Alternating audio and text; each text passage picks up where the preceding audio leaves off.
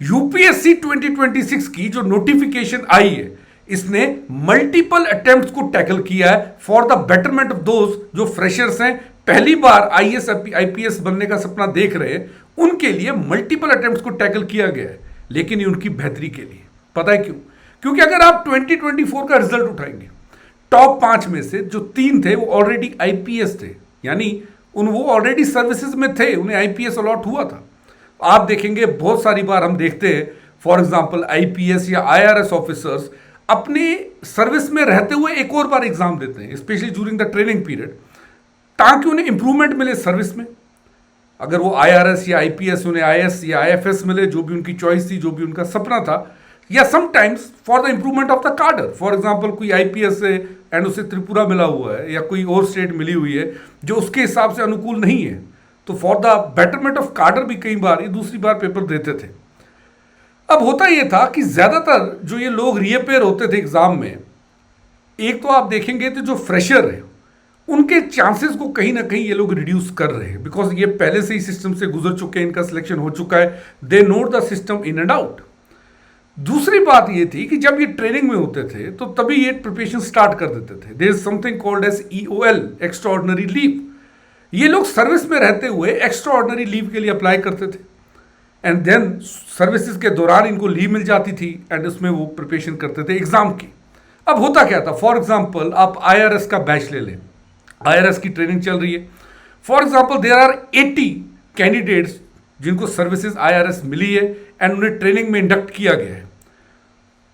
Almost 50%, लगभग 40 के करीब जो होंगे ईओएल लेके वो प्रिपरेशन करेंगे अगले साल के यूपीएससी के लिए एक बार फिर से, एंड ट्रेनिंग में केवल 40-50% ही बैठते हैं।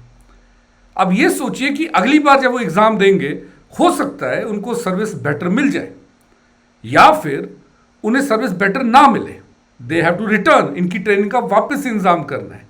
अगर इन्हें बेटर सर्विसेज मिल गई तो ये सीट्स तो वैकेंट रह गई।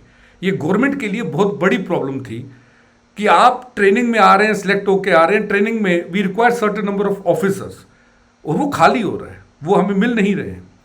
इस बार को टैकल किया गया है यूपीएससी ने इस बार की नोटिफिकेशन में बिल्कुल थ्रू आउट तरीके से। कैसे? पहली बात जो इस नई नोटिफिकेशन में कही गई है कि अगर आप ऑलरेडी आईएएस है या आईएफएस हैं, आप इनएलिजिबल हैं सीएससी 2026 के लिए, आप एग्जाम नहीं दे सकते unless you resign. Of course आप रिजाइन दीजिए, उसके बाद आप सर्विस में बैठिए, you can take the exam, लेकिन सर्विस में रहते हुए ट्रेनिंग में you can't take the exam. Strictly इनके लिए मनाही की गई है। एंड फॉर एग्जाम्पल अभी किसी को अलॉट नहीं हुआ है, अपॉइंटमेंट किसी का नहीं हुआ है ट्रेनिंग फेज में, अगर उन्होंने प्रीलिम्स दे दिया और उनकी अपॉइंटमेंट मेंस से पहले होती है, फॉर एग्जांपल प्रीलिम्स उनका क्लियर हो गया, अब उनकी अभी तक अपॉइंटमेंट नहीं हुई है एज आईएएस और आईएफएस, लेकिन मेंस से पहले, प्रीलिम्स के बाद मेंस से पहले उनकी अपॉइंटमेंट हो जाती है, वो ज्वाइन नहीं कर सकते, वो मेंस नहीं लिखेंगे। यदि मेंस भी वो लिख लेते हैं तब तक उनकी अपॉइंटमेंट नहीं हुई थी, लेकिन सर्विस जब फाइनल रिजल्ट आ रहा है तब उनकी अपॉइंटमेंट हो गई, वो ज्वाइन नहीं कर सकते सर्विस। तो कहीं ना कहीं अनलेस दे रिजाइन, उनको रिजाइन करना है। तो सबसे पहले तो ये चीज समझ लीजिएगा, अगर आप ऑलरेडी आईएएस या आईएफएस है, आप स्ट्रिक्टली डिबार्ड है, एग्जाम आप नहीं दे सकते अनलेस यू रिजाइन। वहीं अगर अभी तक आपकी अपॉइंटमेंट नहीं हुई है, तो जब तक आपकी अपॉइंटमेंट नहीं होती आप वो स्टेज तक पहुंच सकते हैं। जैसे आपने प्रीलिम्स दे दिया, अभी अपॉइंटमेंट नहीं हुई है, बट मेंस के टाइम पर आपकी अपॉइंटमेंट होगी, आप मेंस नहीं लिख सकते unless you resign from the previous service. वहीं इस बार यूपीएससी सीएससी 2026 की नोटिफिकेशन में वन टाइम इंप्रूवमेंट अपॉर्चुनिटी मिली है।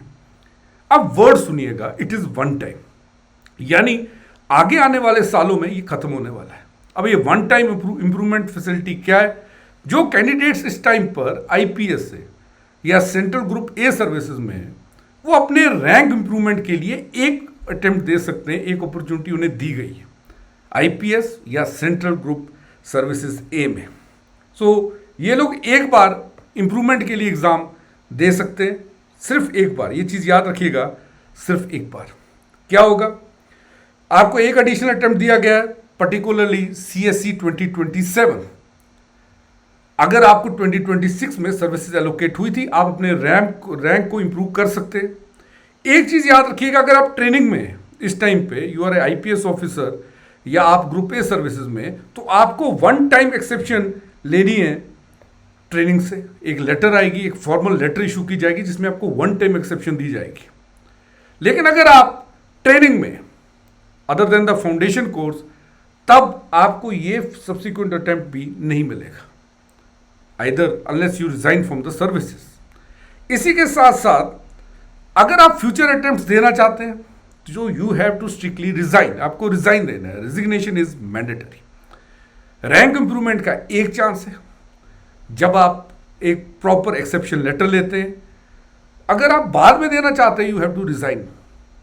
दिस इज स्ट्रिक्टली एक बहुत ही ज्यादा उन कैंडिडेट्स के लिए जो बिल्कुल फ्रेशर्स हैं, सिस्टम के बारे में कुछ नहीं पता, they will take a breath right now. उसी के साथ साथ अगर आप आईपीएस ऑफिसर हैं तो आप एक्चुअली, जैसे मैंने आपसे कहा कि क्या होता था, जैसे यू आर आईपीएस ऑफिसर और आपको त्रिपुरा या नॉर्थ ईस्ट का कोई कार्टर मिला है, यू डोंट लाइक इट, तो अक्सर आईपीएस होते हुए लोग क्या करते थे, अटेम्प्ट देते थे, आईपीएस में रहना चाहते थे, लेकिन दे वांटेड बेटर कार्डर।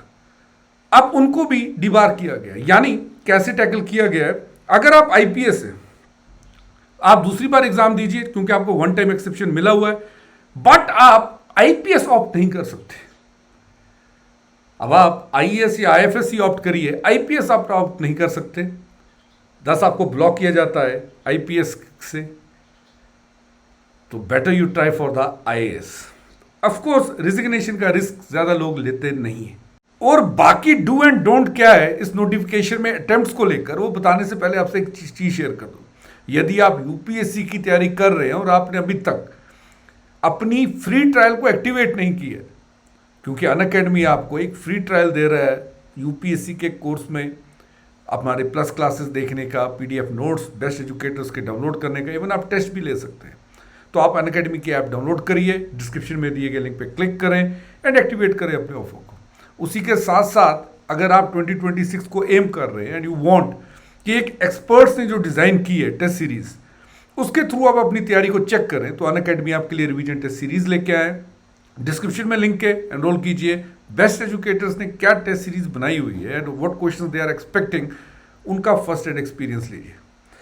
एक और चीज़ आपको बता दूं कि अब अगर हम इसको समअप करेंगे, जो यूपीएससी की नई नोटिफिकेशन है, तो जैसे मैंने कहा, अगर कोई व्यक्ति ऑलरेडी सर्विस में है आईएएस आईपीएस, तो अपेयर नहीं हो सकते जब तक वो रिजाइन नहीं देते। आईपीएस में दे सकते हैं सीएससी 2026, बट आईपीएस वापस से ऑप्ट नहीं कर सकते। आईपीएस या group a service central service में है तो एक time one time improvement exam वो दे सकते हैं सीएस 2027, वन टाइम एक्सेप्शन उन्हें दी गई है। सीएससी 2026 के में सिलेक्ट होते हैं, ना तो ट्रेनिंग ज्वाइन करते हैं ना तो एक्सेप्शन लेते हैं, तो उनकी जो सर्विस है वो कैंसिल हो जाएगी, ये भी याद रखिएगा। अगर वो ट्रेनिंग में भाग भी नहीं लेते और एक्सेप्शन लेटर भी नहीं लेते, एक हिसाब से बैकडोर रास्ता ढूंढते हैं कि किसी तरीके से हम एक्सेप्शन भी ना लें and we take the exam again, तो उनकी सर्विस कैंसिल हो जाएगी। अगर वो पेयर होते हैं 2027 में एक्सेप्शन लेने के बाद, तो गुड है, जो भी बेटर होगा उनके लिए, या तो 2026 में जो उन्हें सर्विसेज मिली थी या 2027 में, दोनों में वो आउट कर सकते हैं। अगर वो 2027 में अपेयर होते हैं लेकिन उन्हें कोई सर्विस नहीं मिलती, तो याद रखिएगा वो वापस से अपनी 2026 वाली सर्विस को ज्वाइन कर सकते हैं। एक और चीज़ याद रखना, जैसे मैंने कहा ट्रेनिंग ज्वाइन नहीं करते, एक्सेप्शन लेटर नहीं लेते, तो सर्विसेज दोनों जो एग्ज़ाम के टाइम मिली है, नया एग्ज़ाम देने के बाद जो पहले थी, दोनों की दोनों कैंसिल हो जाएगी। 2027 का मैंने वन टाइम इंप्रूवमेंट का जो ऑप्शन था वो यूज़ कर लिया। उसके बाद आप 2028 से अटेम्प्ट को नहीं दे सकते unless you resign. Resignation option आपके लिए हमेशा होगा, बट रेयरेस्ट केस में वो यूज़ होगा। ऑलरेडी इन सर्विस है, सिविल सर्विसेज 2025 से पहले एग्जाम दिया था, ऑलरेडी इन सर्विस है, तो याद रखिएगा वो उन्हें भी एक टाइम एक्सेप्शन मिला हुआ है, या तो 2026 में अटेम्प्ट हो जाए या 2027 में हो जाए विदाउट रिजाइनिंग। उसके बाद कंपल्सरी रिजाइन देना है।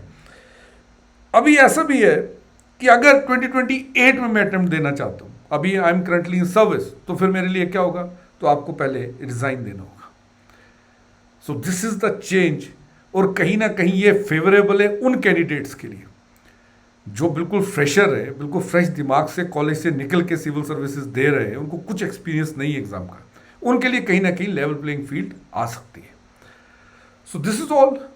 बाकी आपसे जो भी इंफॉर्मेशन होगी वो ज़रूर शेयर करूंगा। सब्सक्राइब कर लीजिए इस चैनल को। Let's crack it.